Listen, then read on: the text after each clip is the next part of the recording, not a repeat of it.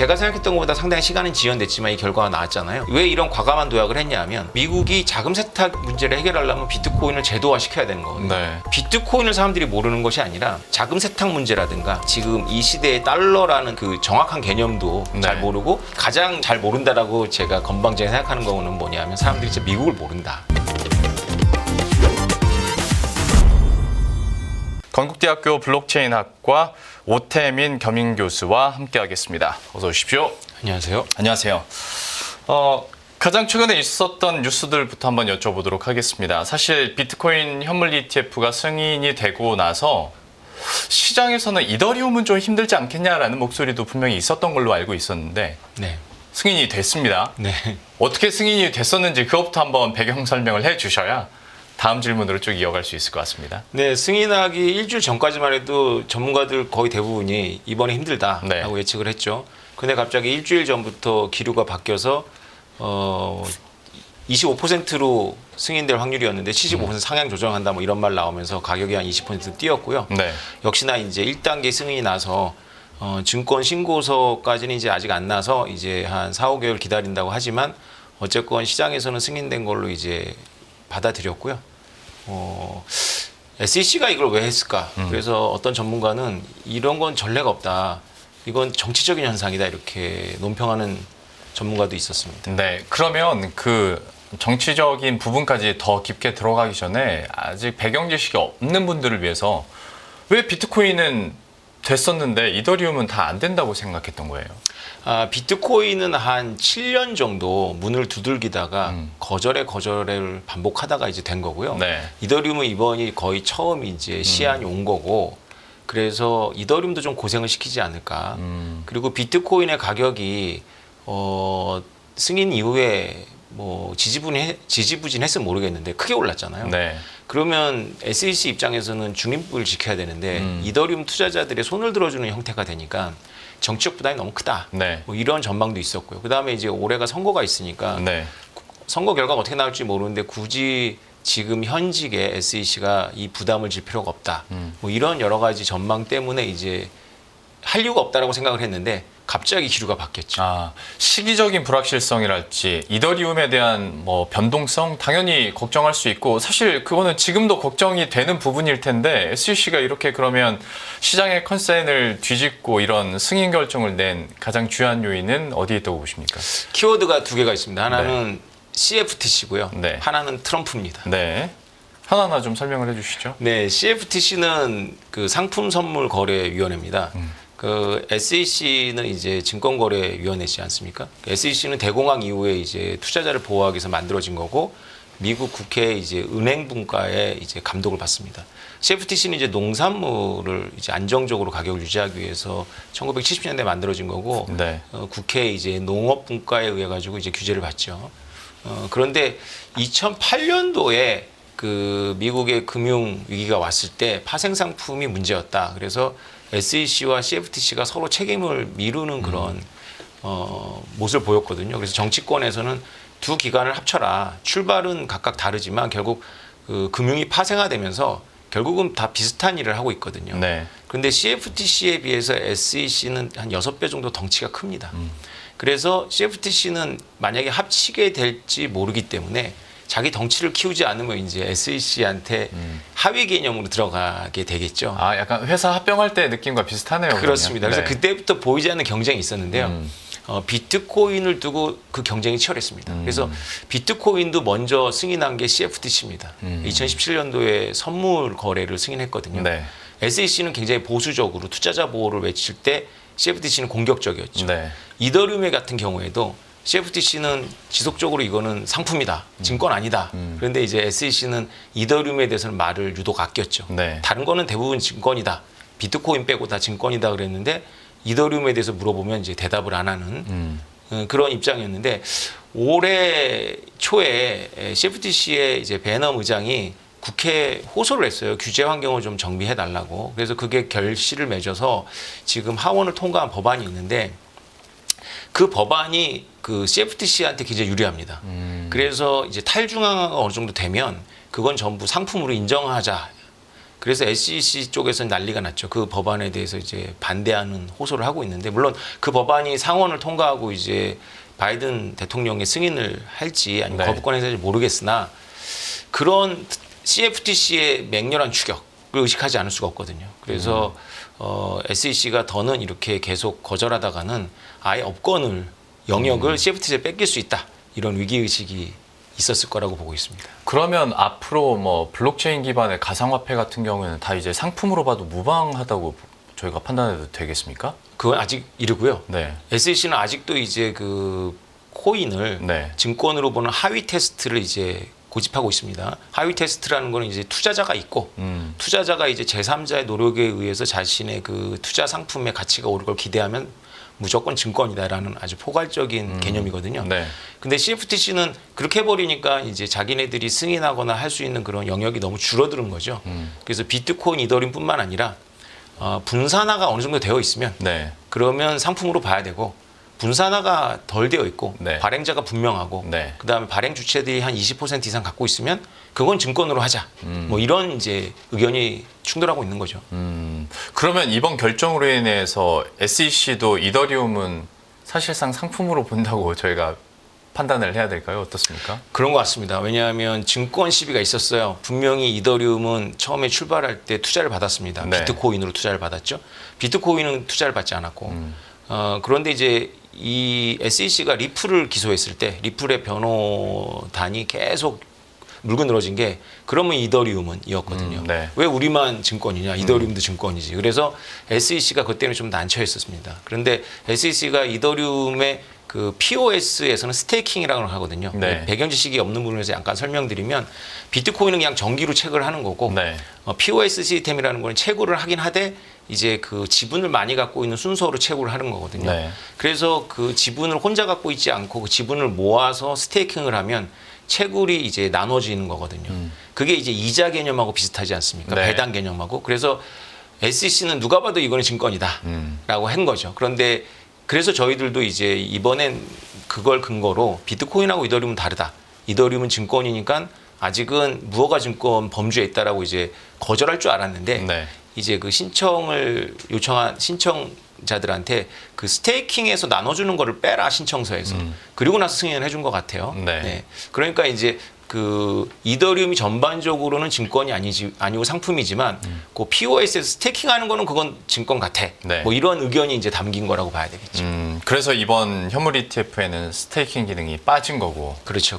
뭐 고객의 돈으로다가 이제 이더리움을 사서 스테이킹을 해가지고 이자가 나온다 하더라도 고객한테 주지 않고 그냥 자기네들이 운용사가 그렇죠. 갖는 거죠. 네. 그리고 어차피 선물 ETF는 거래가 되고 있었으니 네. 이번에 이렇게 승인 결정까지 된 건데 승인되고 나서 제가 궁금했던 게 비트코인 현물 ETF 같은 경우는 승인되고 다음날부터 바로 거래가 됐었는데 네. 이더리움은 지금 거래가 안 되고 뭐 8월 얘기 나오더라고요. 네. 왜 이런 차이가 있는 겁니까? 그러니까 이번에는 승인할 수 있는 어떤 그런 규칙을 바꾼 거고요. 네. 승인이 되려면 이제 증권 신고서까지 승인이 된답니다. 이 네네. 절차가 최소 한 3개월 정도 걸린다고 하네요. 네. 그러면 그래서 이것 때문에 반쪽짜리 승인이다. 그리고 네. 3개월 후에 어떻게 될지 모른다. 왜냐하면 SEC가 이런 결정을 하는 일련의 과정이나 주요 요인 중에 교수님께서도 말씀하셨지만 정치적인 부분이 있기 때문에 그때 되면 어떻게 될지 모른다라는 얘기들도 있는데 그 가능성, 그러니까 마지막 증권신고서까지 제출해서 승인받을 가능성에 대해서는 우리가 이거 미지수로 보아야 되는 상황입니까? 아니면 이것도 승인된다고 보면 되는 겁니까? 뭐 제가 다 찾아본 건 아니지만 그런 의견은 극히 없었고요. 드물거나 아주 소수 의견일 거고 대체로는 이건 정치적인 의사결정이기 때문에 네. SEC가 이걸 뒤집게 되면은 오히려 적당한 이유를 붙여가지고 이번에 거절하는 것보다 못한 결과가 나오겠죠. 아. 왜냐하면 만약에 3개월 후나 4개월 후가 대선이 끝나고 나서면 괜찮겠지만 네. 아직 대선 많이 남았거든요. 그렇죠. 네, 그래서 아마 뒤집기는 어려울 거고 이제 본인들이 요구하는 비트코인 현물 ETF 때도 많이 수정을 요청했어요. 예. 아마 이제 신청에 따라 수정을 계속 디테일하게 요청하면서 아마 승인을 해줄 거라고 보는 게 전반적인 의견인 것 같습니다. SEC 얘기를 많이 하긴 했습니다만은 사실 지금 현 정부와도 연관을 지을 수밖에 없는데 트럼프 지금 후보는 지지를 하는 쪽이잖아요. 네. 그러다 보니까 강경한 입장을 보였던 바이든 정부도 한불 꺾 바뀌었다고 우리가 해석을 해도 되겠습니까? 그런 것 같습니다. 트럼프 대통령 시절에 트럼프 대통령이 비트코인에 대해서 기록을 갖고 있죠. 네. 그 국가 원수가 비트코인을 직접 언급하면서 이제 욕을 한 네. 거의 유일하고 최초의 케이스라고 볼 수 있는데요. 보통 네. 대통령들이 안 하고 이제 중앙은행장이라든가 그렇죠. 네. 재무장관들이 하는데 트위터로 직접 했습니다. 근데 그 트럼프 전 대통령이 지금 후보로서는 아주 강하게 지지하고 있습니다. 그러면서 이제 바이든 대통령은 몰라서 저러는 거다라고 이제 좀 조롱 섞인 얘기를 했고요. SEC 의장인 게리 겐슬러 이름을 그냥 명시하면서 네. 그 친구는 이거를 반대하지. 그러니까 나한테 투표해야 될 거야. 이렇게 이야기를 하기까지 했죠.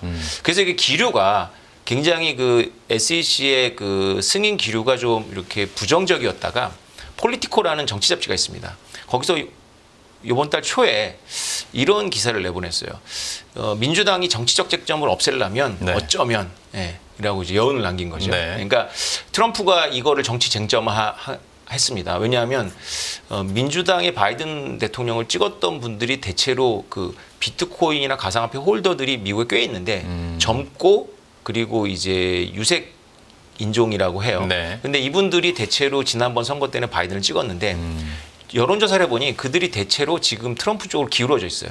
13%포인트로 트럼프가 지지를 받습니다. 네. 크립토 홀더들한테. 네. 그러니까 이제 트럼프 대통령은 자기가 이렇게 재임 때 보였던 모습 보이는 것보다는 크립토를 적극적으로 껴안는 것이 이제 이 박빙의 승부라면 도움이 될 거라고 예측을 한 것 같아요. 혹은 또 본인이 지금 가상화폐로 선거 자금도 모금하고 있고요. 네. 그 머그샷이라 그래가지고 이제 그 FBI 가서 찍었잖아요. 네. 예, 그것도 이제 NFT 발행을 이제 했습니다. 그래서 돈을 꽤 벌었고 큰 돈 아니지만 뭐 그런 친화적인 액션을 취했죠. 그러니까 뭐 폴리티코의 전망처럼 게리 겐슬러는 이제 민주당이 이제 임명한 분이니까 정치적 판단한 것 같아요. 여기서 이제 이더리움 ETF를 승인 거절하면 트럼프 쪽에서 이제 이거를 정치 쟁점으로 크게 끌고 갈 거니까 바람을 뺀다는 의미가 좀 있지 않았을까요?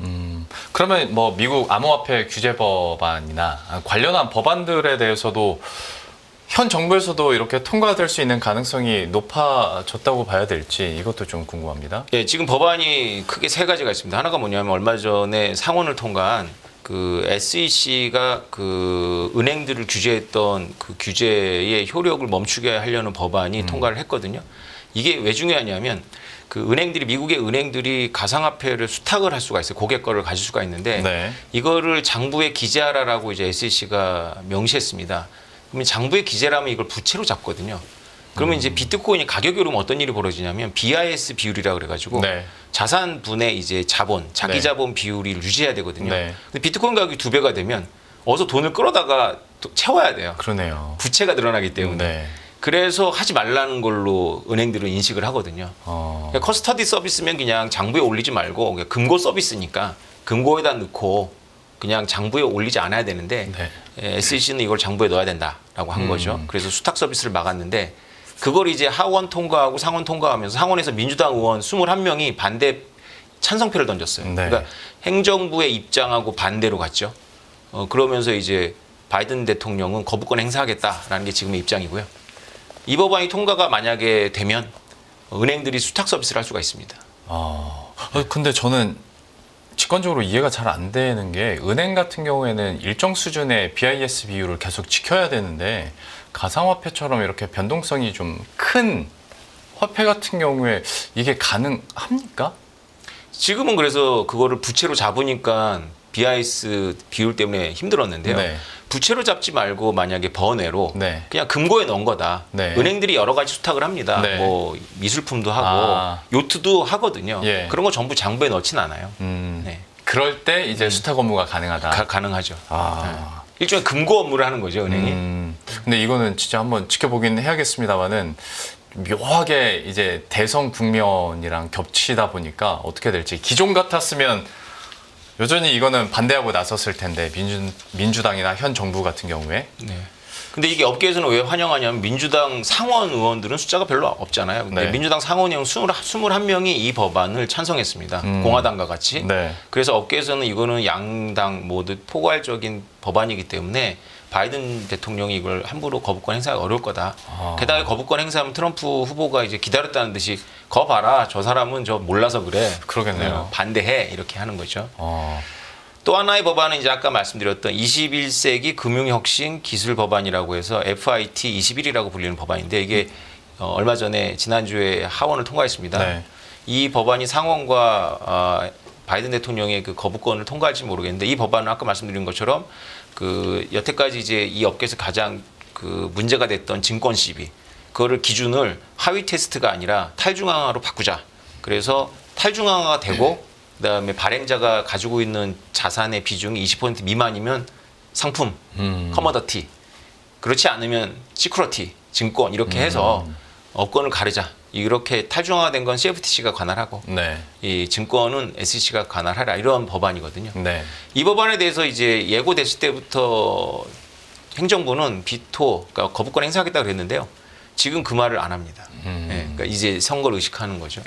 또 하나는 이제 CBDC 하원에서 CBDC 반대 법안이 통과가 됐죠. 네. 그래서 연준이 미국 중앙은행이 그 국회 승인 없이 디지털 달러를 발행할 수 없게 법으로 했습니다. 이것도 뭐 상원까지 갈지 뭐 이건 잘 모르겠습니다만 일단 그 법이 통과됐다는데 하원에 통과됐다는데 어떤 공화당이 뭘 추구하는지를 이제 알 수가 있죠. 그래서 정부가 바뀌었을 때 공화당은 CBDC는 반대하고 가상화폐는 적극 키운다. 네. 이런 이제 기대감이 있는 거죠. 예. 그러면 지금 지나가는 기류만 봤을 때는 중앙은행의 컨트롤 능력은 점점 떨어질 수밖에 없는 거 아닙니까? 그렇죠. 네, 맞습니다. 특히 뭐 가상화폐나 만약에 가상화폐가 더 나아가서 먼 훗날에 중앙화폐까지 된다면 중앙은행 입장에서는 CBDC를 어떻게든 하고 싶을 텐데 이게 지금 정치적인 쟁점이 껴있으니까 최소한 올해 안에는 쉽지 않겠다라는 생각도 들고 또 한편으로 이렇게 되면 가상화폐 시장이 그야말로 날개를 다는 격인데 네. 그러면 더 오를까라는 궁금증 하나 하고 비트코인, 이더리움 됐으니까 그 다음에는 뭐가 또 있지 않을까라는 궁금증이 막연히 있습니다. 혹시 교수님께서는 어떤 뷰 가지고 계세요? 네, 이 승인도 저도 느닷없다라고 보고 있거든요. 저도 한 열흘 전에 공부하다가 이거 되겠다 싶어서 이제 입장을 바꾸는 건데 네. 됐습니다. 이건 굉장한 호재입니다. 왜냐하면 비트코인의 ETF하고 또 이더리움은 또 의미가 다릅니다. 네. 우리가 이더리움, 비트코인을 구별을 잘 안 하고 이제 일반인들은 생각을 하는 거잖아요.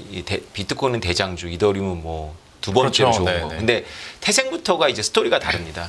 비트코인은 철저한 탈중앙화를 목표로 정부의 화폐에 도전하는 게 원래 태생적인 어떤 그런 철학입니다. 네. 근데 이더리움에는 그런 철학은 없어요. 이더리움은 그 대신 더 큰 걸 요구하죠. 그러니까 무역, 금융, 디지털 복합망을 꿈꿉니다.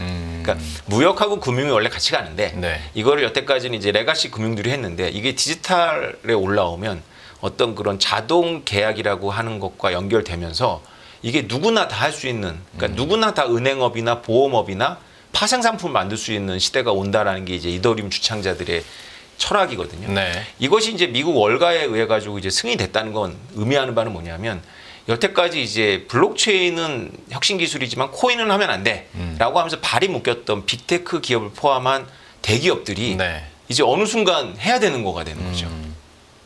그러면 제가 알기로 이제 비트코인은 채굴이 굉장히 한정적이잖아요. 딱 숫자가 정해져 있고 이더리움은 한정이 없는 걸로 알고 있는데 이더리움 처음에 만들 때는 한정이 없이 무한정 발행했는데 이제 네. 가격의 지지를 받지 못하니까 몇 번의 업그레이드를 통해 갖고 비트코인처럼 딱 정해진 게 아니라 이더리움은 이제 사용하는 거에 따라서 소각이 되도록 했어요. 그래서 비트코인은 계속해서 줄어들지언정 인플레이션이지만 네.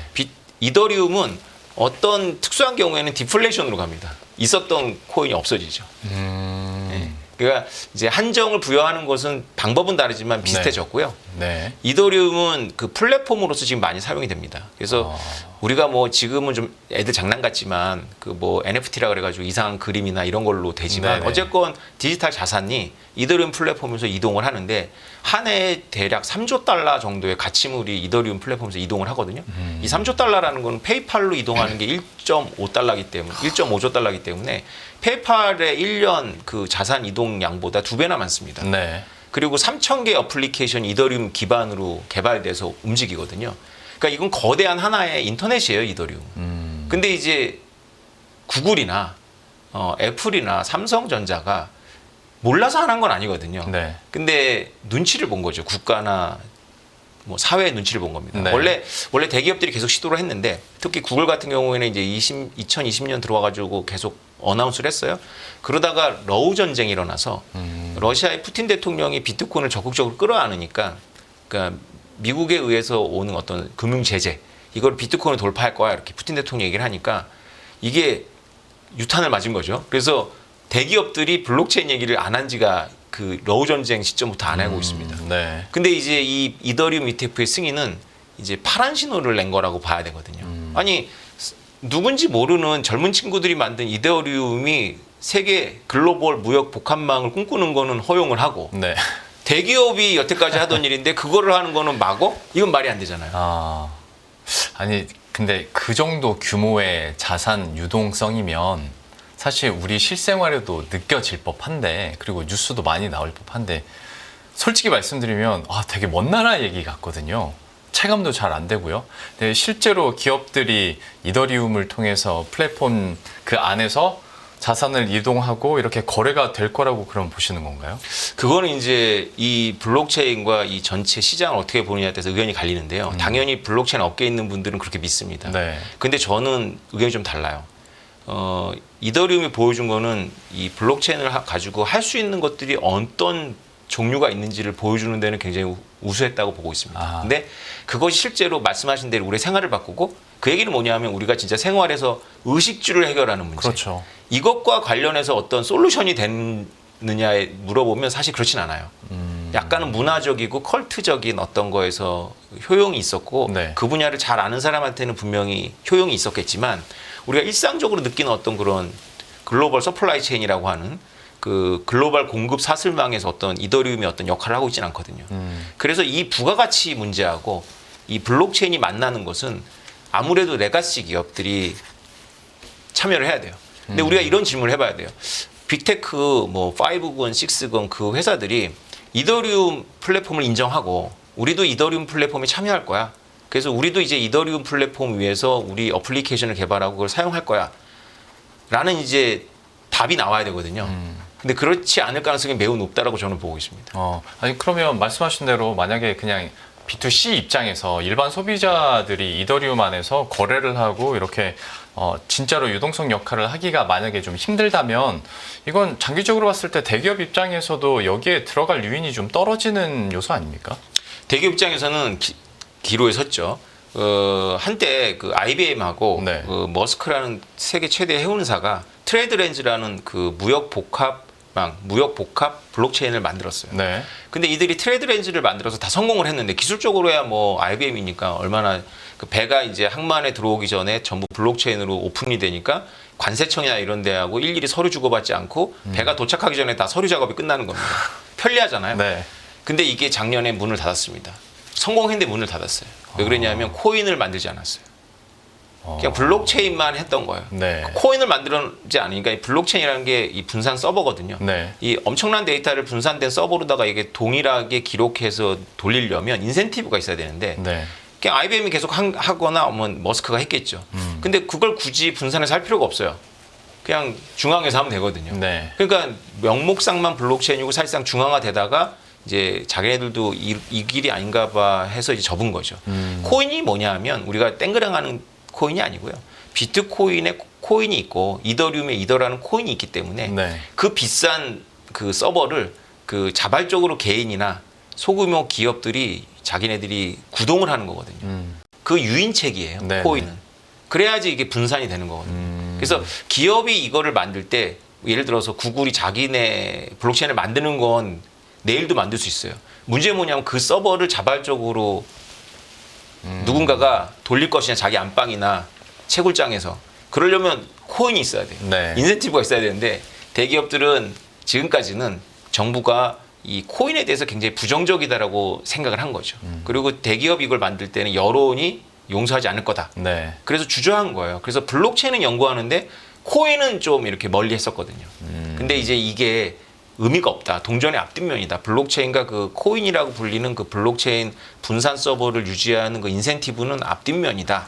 라는 걸 이제 인식을 하고 있었는데 이렇게 미국 정부에서 이더리움, 그 전형적인 게 이더리움이거든요. 이더리움을 승인함으로써 이젠 본격적으로 유틸리티가 있는 부가가치가 있는 플랫폼 경쟁에 들어간 거죠. 그러니까 저도 코인이라고 하니까 당연히 돈으로만 직관적으로 생각했는데 기업 입장에서는 이게 하나의 생태계이자 플랫폼 역할로서의 그럼요. 목적을 갖고 하는 거다. 이렇게 생각하니까 또 대기업들이 왜 여기에 눈독을 들이는지 알겠네요. 근데 이제 미국 상황은 이런데 우리나라는 여전히 금융당국도 그렇고 보수적입니다. 과연 이런 흐름에 대해서는 좀 어떻게 보시는지, 실기할 수 있는 지금 때라고 보시는지, 아니면 우리나라는 우리나라대로 좀 더 보수적으로 갈 필요가 있다고 보시는지 좀 궁금합니다. 네, 우리나라가 뭐 그게 뒤처진 건 아닙니다. 적극적으로 제도도 정비했고 특히 이제 문제가 종종 터지는 네. 그런 거래소도 빨리 정비해서 되게 안정화시켰거든요. 그다음에 조각 투자라든가 이런 블록체인과 직접 관련은 없지만 그래도 반개 개념에 있어서는 제도 정비를 빨리빨리 했습니다. 네. 다만 이제 올해 초에 비트코인 ETF가 SEC에 승인 나고 나서 우리나라 금융위가 좀 당황하신 것 같아요. 그래서 그전에는 여러 나라에서 승인된 거 거래하고 있었는데 막았죠.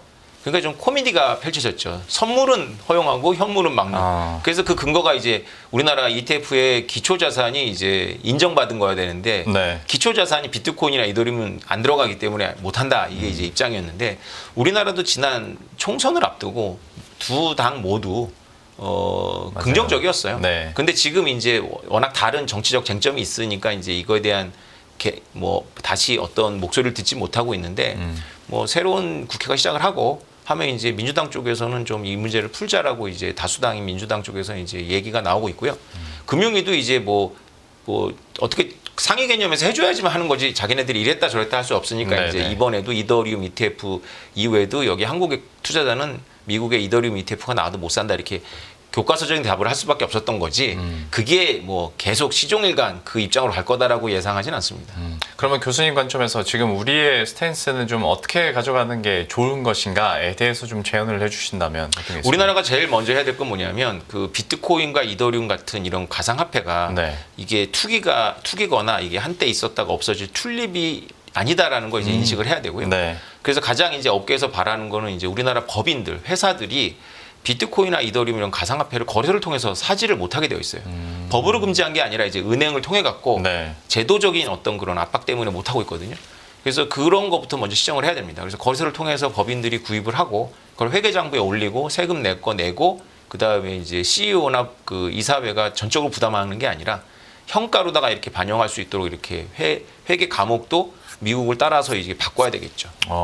무형자산으로 되어 있다가 미국도 작년에 그걸 바꿨습니다. 시가로 이렇게 반영하라고. 그러니까 이게 특허권이나 이제 거래가 거의 안 되는 영어권으로 무형자산으로 해버리면 네. 사더라도 원가를 기록할 수밖에 없고 네. 가격이 오르면 내가 사장이 이걸 살아서 우리 회사 부가 올라서 이렇게 자랑도 못하고 네. 떨어지면 이제 손실 기록을 해야 되니까 부담이 됐던 거죠. 네. 네. 이런 정비가 미국에서 작년에 있었습니다. 근데 이건 쉬운 일은 아니네요. 예, 복잡한 또 관계들이 있기 때문에 우리 금융당국에서는 또 어떤 스탠스를 펼칠지는 한번 봐야 되는데, 다만 얘기해 주신 것처럼 이거는 투기성 툴립이 아니다라는 인식부터 가져야 뭔가 우리나라에서 돼도 되지 않을까라는 생각과 함께 여러분들이 많이 궁금해하실 질문입니다. 교수님 모셔놓고 이런 질문 드리긴 좀 민망하긴 합니다만은, 그러면 암호화폐 가격이 그럼 앞으로도 계속 우상향할 것인가에 대해서, 그러니까 이더리움은 뉴스가 있었으니까 최근에 급등을 했고, 비트코인은 좀 글쎄요, 이 높이에서 지지부진이라는 단어를 쓰기가 좀 그렇긴 합니다만 약간 주춤하고 있단 말이죠. 앞으로에 대한 어떤 가격 전망에 대해서는 교수님은 어떻게 하십니까? 네, 뭐 무조건 계속 우상향하는 자산은 아무것도 없습니다. 늘 조정을 받는데요. 네. 올해가 마침 이제 원래 이런 사건이 없었더라도 비트코인도 오르고 이더리움도 오르는 해가 맞습니다. 보통 연말로 이제 예정되어 있었는데 1월부터 비트코인 ETF가 승인되면서 좀 그게 앞당겨진 감이 있고요. 네. 그러다가 이제 비트코인이 지지부진하다기보다는 이제 급하게 올라서 2월 달에 급하게 올랐거든요. 그래서 약간 조정을 하는 거고, 오를 때는 비트코인 혼자 오릅니다. 그러다가 이제 다음번에 오르는 게 이더리움이고, 그 다음에 이제 16,000개 이상의 이제 알트코인이 있거든요. 그 중에 어떤 것들이 이제 100배, 막 1000배도 되면서 이제 시장이 이제 다시 이제 그 붕괴로 가까이 가는 거거든요. 네. 근데 지금 붕괴 분위기는 아니잖아요. 그쵸. 취해 있는 사람 별로 없습니다. 네. 그러니까 지금도 뭐 나쁘지는 않은 타이밍인 것 같습니다. 알겠습니다. 참 이게 하려면 뭔가 괜히 떨리고 안 하려니 아쉽고 그런 분들이 참 많은데 그래도 한번 전망과 미래를 보면서 한번 투자에 대해서도 긍정적으로 얘기를 해주셨고 한 가지만 더 좀 여쭤볼게요. 그 교수님 저서에 네. 그 비트코인을 이 시대의 가장 중요한 지적 현상이다. 그리고 그 앞에 단언컨대라고 얘기를 하셨어요. 2020년 책이었나 그래서 단언컨대가 유행을 할 때여서 이걸 썼는지 아니면 진짜로 비트코인을 그렇게 생각하고 계신지 좀 궁금해서요. 어떤 의미로 그 말을 쓰셨는지도 좀 궁금하고요. 제가 비트코인을 발견한 게 2014년입니다. 지금부터 10년 전. 그래서 첫 번째 책 비트코인 강했다라는 책을 2014년 5월에 출판을 했습니다. 그리고 책을 이제 제 저작가로 사가지고 제 주변 지인들한테 쭉 뿌렸죠. 네. 그리고 비트코인은 공부해야 된다, 사야 된다라고 설득을 했는데 별로 성과는 좋지 않았습니다. 그때 보는 눈이 썩 뭐 긍정적이진 않지 않았을까. 그렇죠. 근데 제 주변 지인들이 다 공부하신 분들이거든요. 특히 인문학 쪽으로 이렇게 저보다 훨씬 더 공부를 많이 하신 분들이. 네네. 그분들이 왜 이 비트코인 같은 이런 중요한 현상에 완전히 까막눈이었을까를 제가 고민을 해보니까 네. 이 비트코인이 지적인 현상이라는 걸 못 받아들이신 것 같아요. 그러니까 보통 비트코인 하면 그냥 투자 네. 혹은 뭐 튤립 이렇게 생각하는데 네. 비트코인이 왜 이게 중요한 건지를 이게 내가 사지 않더라도 이게 지적으로 생각을 안 한 거죠, 지식인들이. 그럼 교수님께서 지금 말씀하고 계신 지적 현상이라는 게 구체적으로 어떤 걸 의미합니까? 화폐 현상입니다. 화폐 현상. 그러니까 우리가 이제 경제학에서는 화폐가 주어졌다고 생각을 하거든요. 네. 그래서 화폐가 주어졌다고 생각을 해서 거기서 이제 나오는 다이내미즘, 역학은 우리가 경제학에서 잘 풀어냅니다. 이자율, 뭐 화폐량 이런 거. 근데 물리학하고 되게 비슷합니다. 물리학에서는 블랙홀이 어떤 운동의 중심이 돼서 이렇게 천체를 풀어내거든요. 네. 근데 물리학자들은 블랙홀 내부는 물리학, 우리가 알고 있는 물리학 공식이 통하지 않는다는 걸 알고 있어요. 네. 그게 물질인지 파장인지 자체를 모릅니다. 네. 그런데 경제학자들은 블랙홀과 같은 화폐에 대해서 자기네들이 안다고 착각을 하죠. 화폐 그 자체는 모르는 거예요, 경제학에서. 늘 주어졌다고 생각을 하는 거지. 네. 사실 그래서 그 경제학의 대가들은 뭐 오스트리아의 대부인 뭐 미제스나 케인즈나 토마스 프리드만이나 대체로 비슷한 얘기를 합니다.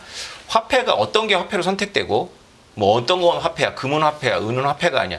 이런 거는 다 자의적이지 원래부터 정해져 있는 거 아니다. 사실 이런 멋있게 말하자면 모른다는 거죠. 네. 어떤 게 화폐가 될지 안 될지 모른다라는 걸 이제 이분들은 철학적이니까 알고 있었는데 후학인 경제학을 한 사람들은 이런 철학적 고민을 안 한 거예요. 근데 사실은 비트코인을 이해하려면 저는 10년 전에 이제 비트코인은 결국 미국이 품을 수밖에 없어. 왜 이런 과감한 도약을 했냐면 비트코인은 못 막거든요, 정부가.